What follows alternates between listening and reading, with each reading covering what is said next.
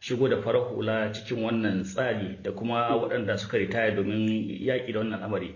Kana ganin hakan ya yi daidai? Kwarai da gaske, saboda shi wannan aikin cire bom ɗin a gaskiya ba ma aikin sojoji ba ne. Aiki ne na muhimman, akwai mutane masana su ne ya kamata a kira, ba ma aiki na ainihin soja ba. Kuma dama ko na ji daɗi da yi wannan magana saboda akwai wannan rashin fahimtar da. Ko mu a cikin tarihinmu nan, kaga an yakin Biafra yanzu ana magana wurin shekara 50.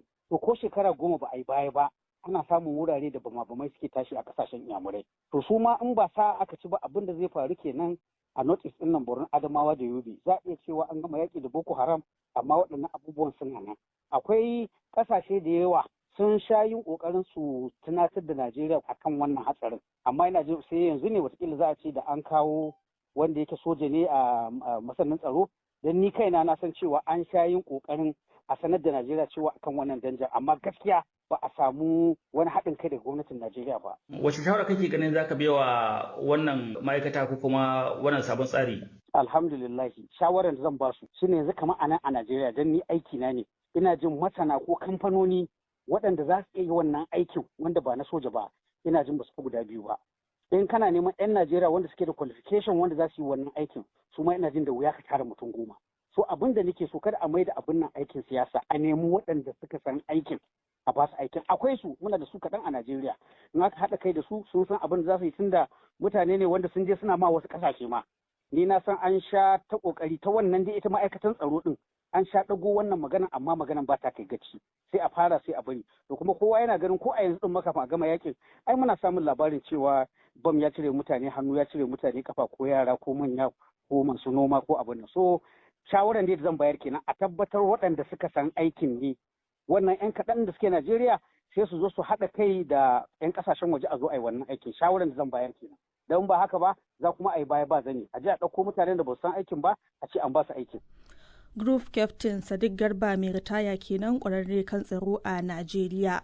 To yanzu karfe 3:16 a Najeriya da Nijar. Aisha Aliyu Jafar ke gabatar muku da wannan shiri daga nan sashen Hausa na BBC.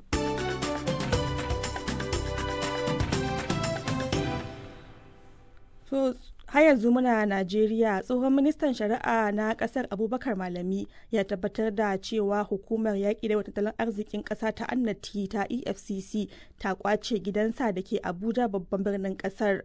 Malami ya zargin cewa jami'an hukumar sun karɓe gidan nasa ba tare da wata takardar izinin yin hakan ba. Tsohon ministan na fuskantar tuhume-tuhume da suka shafi zargin cin hanci da rashawa na dubban miliyoyin naira. Habiba Adamu na dauke da karin bayani a wannan rahoton. A cewar tsohon attorney general na Najeriya Abubakar Malami, jami'an hukumar ta EFCC sun je gidansa ne da ke unguwar Maitama a babban birnin kasar Abuja kwana biyu a jere, kuma a karo na biyun ne suka yi amfani da jami'an tsaro aka fitar da shi ta karfi daga gidan nasa. Honorable Abubakar Bagudu Sabo, tsohon dan majalisa na birnin Kebbi kuma mai goyon bayan tsohon ministan, ya yi min karin bayani kan lamarin da ya faru a jiya Talata. Su EFCC sun zo kawai sun iske cikin gida ne da shi da iyali ne, kawai suka kawar musu, suka kore su daga cikin gida, suka hidda su cikin gida, suka rufe gidan. To kuma ba su nuna musu wata shaida ko ta umarni na kotu cewa suna da izinin yin hakan ba? Ba su da wata shaida ko wani ƙwararren dalili na yin wannan abin, illa dai kawai bita da kullina na siyasa suke yi ma Abubakar Cika Malami, ba dan hina da wani laifi ba. Kuma in laifi gare shi, tun da ita EFCC ta kai kes a kotu, ai sai ta jira ta ga wani hukunci na kotu za ta yanke.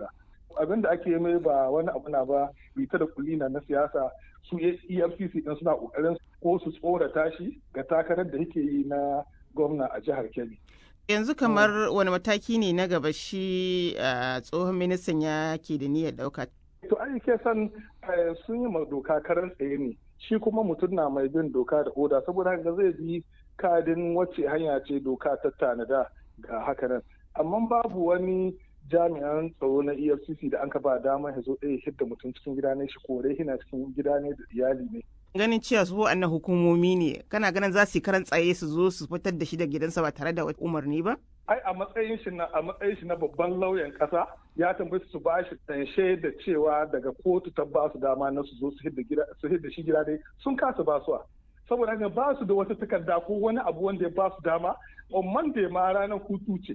Ai babu kotu da ta yi aiki ran Monday, balle a zo a ce ran Monday an ba da wani kotu ta aiki an ba da wani hukunci da a da mutum gidansa. Ya kuma alakanta matakin na EFCC na kwace gidan tsohon ministan da cewa saboda gidan ya zama tamkar wani dandali na karɓar manyan 'yan siyasa daga bangaren adawa. Cikin waɗanda ya ce sun je gidan don jajantawa malami tsare shi da aka yi sun hada da tsohon mataimakin shugaban ƙasa Alhaji Atiku Abubakar da tsohon ɗan takarar shugaban ƙasa Peter Obi da tsohon ministan sufuri Rotimi Amici.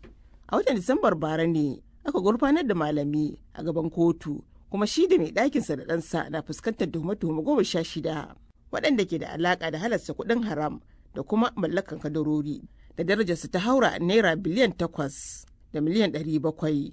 Sai dai waɗanda ake tuhumar sun musanta zargin, lamarin da ya kai wata babbar kotun tarayya da ke sauraron ƙarar ba da umarnin tsare su kafin samun beli daga bisani.